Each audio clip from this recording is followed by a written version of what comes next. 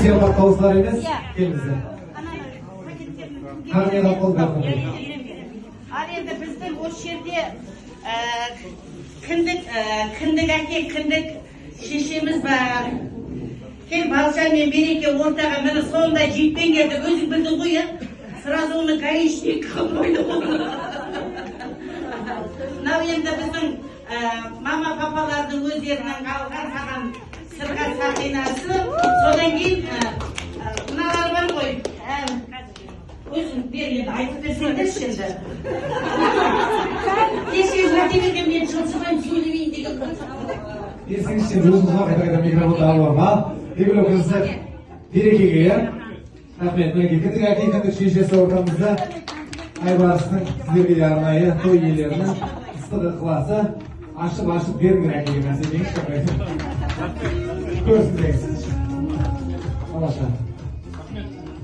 Енді сіздерге де рахмет, осы біздің қуанышымызға өйтпесе былай деп отырғанбыз. Ертерек басында сразу тұсау кестік, өйтпесе біздің баламыз ұйықтайтын кездерді. Бізден де сыйлық бар екен, ағай болыңыз ба? Ағам сыйлық бірден жоқ екен. Пакеттерді беріп аламыз. Уақытта қоямыз.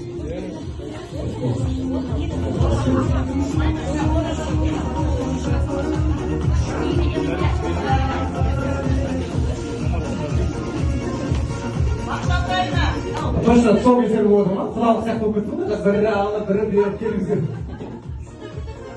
Сізді күтіп тұр, сізге де сый-сияпат бар екен, кесек берейік. Гаишниктің апасы. Гаимен әбден апасы. Айбарыстың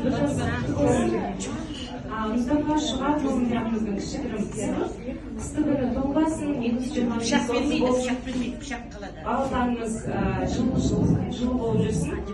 Реймонд өзімізде кішігірім сыйлық.